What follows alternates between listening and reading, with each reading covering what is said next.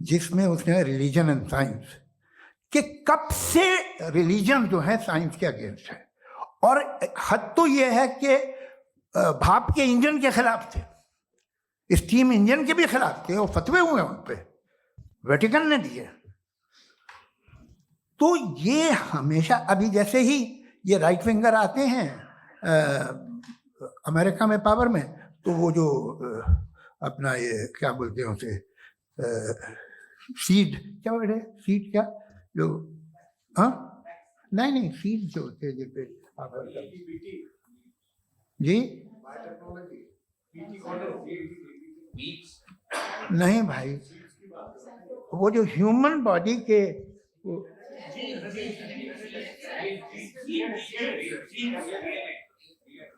उस पर रिसर्च बंद हो जाती है, रिपब्लिकन नहीं करने देते। अरे भाई इतना डर क्या है तुम्हें? एक जमाने में बहुत नाराज थे ये सारे मजहबी लोग कि ये इंसान तो इंसान बनाने की कोशिश कर रहा है, आपको क्या तकलीफ भाई, बना ले तो बना लेने दो, ये खौफ क्या है? और ये सब आज जो आप कह रहे हैं नामुमकिन है, ये कैसे हुआ? मुझे एक किस्सा याद आता है। जब मैं छठी क्लास में था तो मैं मैथमेटिक्स में बहुत वीक था, तो एक टीचर रख दिया गया, उसने 1 2 3 4 5 6 7 तो सिखा दिया मुझे। वो दिन मैं भूल नहीं सकता हूँ मुफ्ती साहब, जिस दिन उसने ये बताया कि 1/2 क्या होता है और 3/4 क्या होता है, मुझे ऐसा लगा कि मेरा सर बीच से फट जाएगा। यह आदमी कह रहा है कि जो दीवार के अंदर जाओ वॉक करते हुए। आज हंसता हूं मैं इस बात पे। तो आज जो बातें आपके जहन से बिल्कुल परे हैं और आप हैरान होते उन्हें देख के, एक वक्त आएगा कि मामूली लगेंगे, और हुआ है। आपकी इंसानी तारीख ही है। इतनी जल्दी सारे फैसले आप मत कर लीजिए, थोड़ा ये ह्यूमिलिटी रखिए कि भाई ये हमें नहीं मालूम। ये कहने में क्या आ रहा है? ये यूनिवर्स कहाँ तक फैली, ये कब से है और कब तक रहेगी, हमें नहीं मालूम। आपने फैसला कर लिया कब बनी। ये आपके हिसाब से कोई 14 बिलियन ईयर बनी जो समझा जाता है।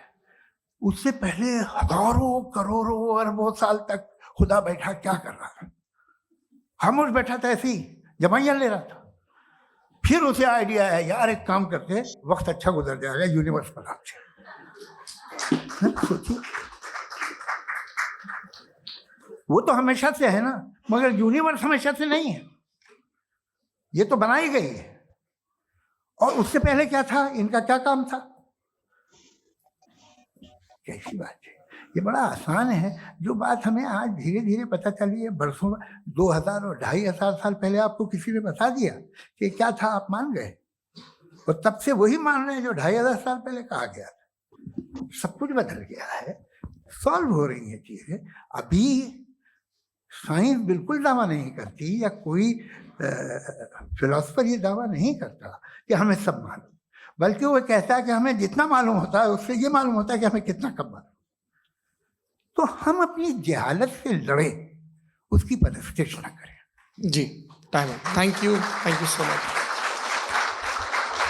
मैं तर्कों की श्रृंखला में राउंड 2 के लिए मुफ्ती साहब को आमंत्रित कर रहा हूं। आपके पास एक बार फिर से 7 मिनट का वक्त है।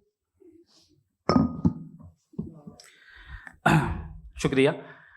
जनाब जावेद अख्तर साहब कई मर्तबा दोहरा रहे हैं कि फेथ का मतलब बताइए, फेथ का मतलब बताइए। मैंने बता दिया, फेथ सही भी होता है, गलत भी होता है। और आज हम फेथ पे बात नहीं कर रहे, हम ट्रूथ और डज गॉड एग्जिस्ट पे बात कर रहे हैं।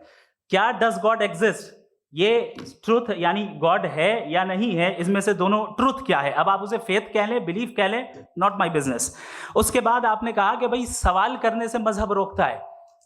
मैं कहता हूं जो रोकता है वो रोकता होगा, मैं नहीं रोकता। बल्कि सवाल करें, सवाल करना चाहिए। सवाल कर करके तो हम आगे बढ़ते हैं, तरक्की करते हैं, और इसीलिए मैं आज यहां पे आया हूं। लेकिन सवाल सिर्फ खुदा से नहीं होगा, आपसे भी होगा। सवाल एथिज्म से भी होगा, सवाल सिर्फ मजहब से नहीं होगा, सबसे होगा। और आज मैं सवाल करूंगा और उम्मीद है कि आप जवाब देंगे। अभी तक आपने वैसे कॉन्टिंजेंसी आर्गुमेंट का कोई जवाब नहीं दिया। चलें, आपने कहा यूनिवर्स के बारे में इटर्नल क्यों नहीं बोल देते। ये चूंकि लॉजिकली पॉसिबल ही नहीं है कि यूनिवर्स इटर्नल हो। यूनिवर्स एक कॉन्टिंजेंट चीज है जो टाइम एंड स्पेस के पाबंद है, टाइम एंड स्पेस से बाउंड है। जो टाइम एंड स्पेस से बाउंड होगा वो कॉन्टिंजेंट होगा, जो कॉन्टिंजेंट होगा वो उसकी बिगिनिंग हुई होगी, जिसकी बिगिनिंग हुई होगी वो इटर्नल नहीं हो सकता। ये तो कॉमन सी बात है। आपने कहा कि किसी मजहबी किताब में डायनासोर का जिक्र नहीं है। अफसोस कि आज तक किसी मैथमेटिक्स के किताब में मुझे डायनासोर का जिक्र नहीं मिला। तो इसका मतलब मैथमेटिक्स की किताब बेकार है? नहीं, उसका वो टॉपिक नहीं है। रेवलेशन का और मजहबी किताबों का टॉपिक ये नहीं है कि आपको आके बताए साइकिल कैसे बनाते हैं, या आकर ये बताएं कि जो है डायनासोर कब था। वो तो मोरालिटी सिखाने आया है, गॉड के बारे में बताने आया, नॉन फिजिकल रियलिटी की हकीकत को सिखाने के लिए आया। रिलीजियन साइंस को रोकता है? नहीं रोकता। अगर रोकता है तो गलत करता है। रिलीजियन साइंटिज्म को रोकता है, जिसमें हमारे जावेद साहब मुब्तला हैं। साइंस और साइंटिज्म में फर्क है। साइंटिज्म यह है कि आप समझें कि साइंस और साइंटिफिक मेथोडोलॉजी ये नॉलेज को हासिल करने का वाहिद सोर्स ऑफ नॉलेज है। यह है साइंटिज्म। हम इसे रिजेक्ट करते हैं। हम साइंस को तो तरक्की करते हैं। भाई आप हमारी पूरी तारीख कर लें, पढ़ लें तो आपको पता चल जाएगा। बहरहाल ये अलग टॉपिक है। उसके बाद इन्होंने एक लफ्ज कहा, वेटिकन ने फतवा दिया। वेटिकन का फतवे से कोई ताल्लुक नहीं है, दोनों कॉन्ट्राडिक्टरी अल्फाज हैं। उसके बाद उन्होंने कहा कि भाई हमें नहीं मालूम। अगर नहीं मालूम तो क्लियरली कह देना कि नहीं मालूम है, इसमें क्या हर्ज है? तो वही तो मैं कह रहा हूं ना कि आप कह दें कि नहीं मालूम, लेकिन क्लेम क्यों कर रहे हैं कि गॉड एग्जिस्ट नहीं कर रहा है? आप कह दें नहीं मालूम है, हो सकता है हो सकता ना हो, लेकिन आप क्लेम कर रहे हैं। The moment you say God does not exist, this is a claim, and now the burden of proof is upon you too, जैसे हमारे ऊपर है। और क्यों है मैं बताता हूं, क्यों है ये भी मैं बताता हूं।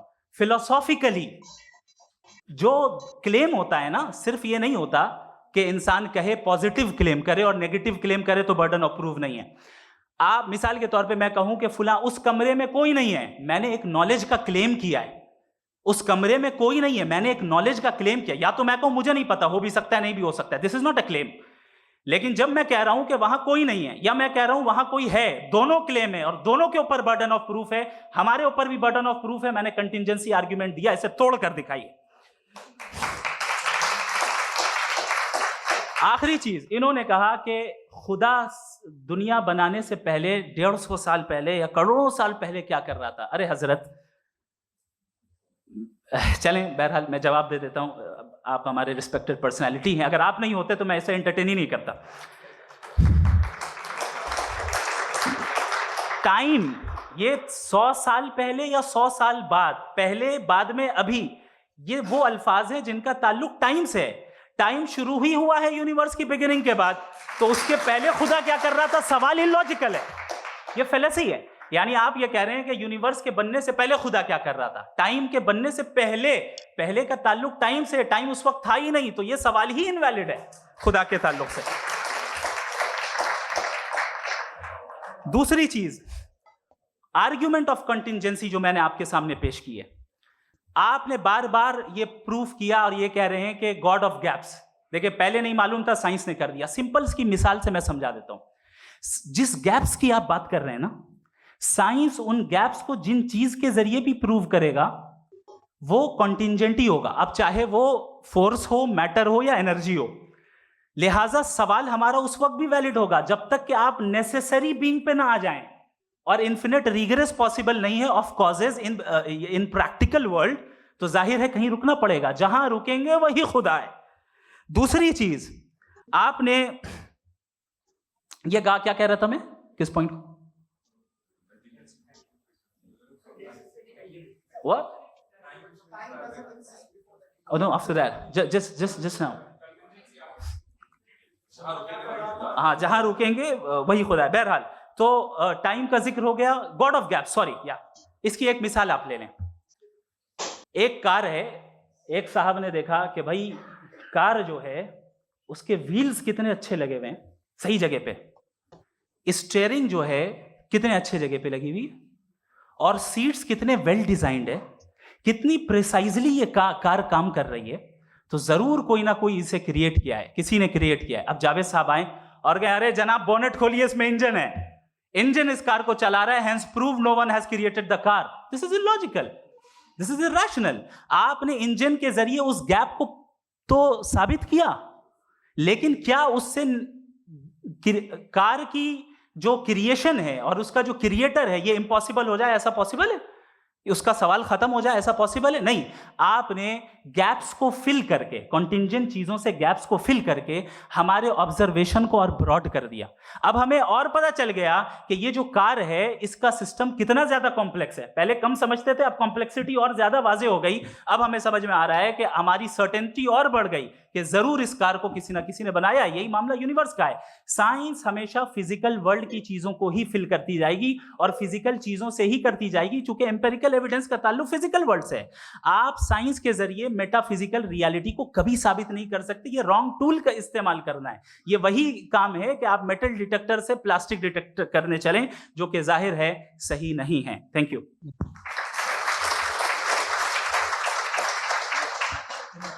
जी, ये आर्ग्यूमेंट का राउंड 2 है। हाँ। 7 मिनट है। पहले तो मैं आपसे अर्ज करूं कि आपने कहा कि जब कायनात ही नहीं थी तो वक्त भी नहीं था, कुछ भी नहीं था। कैसे नहीं था? खुदा था।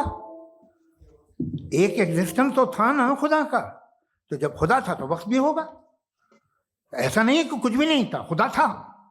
अच्छा, बाकी एक आपने कहा साहब आप साबित कीजिए, आपके पास भी लॉजिक है या मेरे पास भी लॉजिक है। आप मेरा जिम्मेदारी नहीं है साबित करना कि खुदा है। बर्टन रसल ने बड़ी अच्छी बात कही। बर्टन रसल ने बड़ी अच्छी बात कही। मैं आपसे अगर ये दावा करूं कि एक चाय की केतली मरीख के चारों तरफ घूम रही है, मार्स के चारों तरफ, तो ये आपका काम नहीं है कि आप साबित करें कि कोई चाय की केतली नहीं है। ये मेरा काम है, मैंने दावा किया है। ये दावा तो मजहबी लोग करते हैं कि खुदा है। मैं क्यों साबित करूं कि नहीं है? जब तक आप मुझे कन्विंस नहीं कर देंगे मैं नहीं मानूंगा। आपकी जिम्मेदारी है, मेरी जिम्मेदारी नहीं है। दोयम ये कि ये जो आप कह रहे हैं, जो गैप्स हैं, ये गैप जब जब किसी मजहब को चैलेंज करते हैं, जब ऐसा कोई बात आती है तो हंगामा हो जाता है कि जब वो चैलेंज करें किसी फेथ को। ये तमाम साइंस जो है इसे मुख्तलिफ जगहों पे मुख्तलिफ वक्तों में मजहब ने रोकने की कोशिश की है। ये किताब है religion and science, Burton Russell की, पढ़िएगा, अच्छी लगेगी आपको। तारीख ही है साइंस, मजहब की साइंस से उसका यही रिश्ता है। अच्छा, अब ये हम सोचें कि बहरहाल ये वजूद जो है मजहब और ये बिलीव इन गॉड इंसान को बेहतर बना देता है। तो एक काम कीजिए, हिंदुस्तान वर्ल्ड का नक्शा लीजिए और मार्क कीजिए कि रिलीजन कहाँ कहाँ ज़्यादा है, कहाँ कहाँ, चाहे वो लैटिन अमेरिका हो या मिडल ईस्ट हो या फार ईस्ट हो या हिंदुस्तान के वो इलाके जहाँ मजहबियत ज़्यादा है। रख दीजिए नक्शा अलग। अब दूसरा नक्शा कि कहाँ कहाँ नाइंसाफ़ी, रिप्रेशन, औरतों के हुकूक की पामाली, जुल्म, डिक्टेटरशिप कहाँ है। नक्शा एक ही होगा।